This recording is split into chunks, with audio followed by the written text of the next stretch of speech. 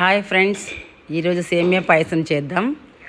ముందుగా నెయ్యిని బాండ్లీలో వేసుకొని సేమియాని బాగా రోస్ట్ చేసుకోవాలి.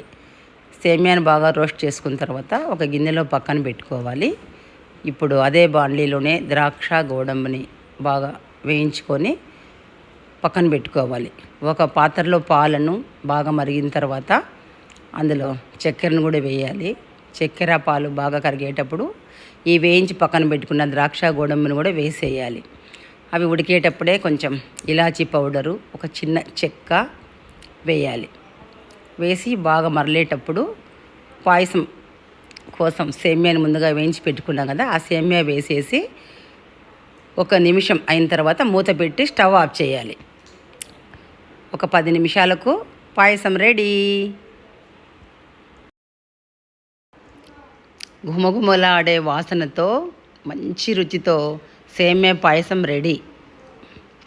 మీరు కూడా రేపు ట్రై చేయండి.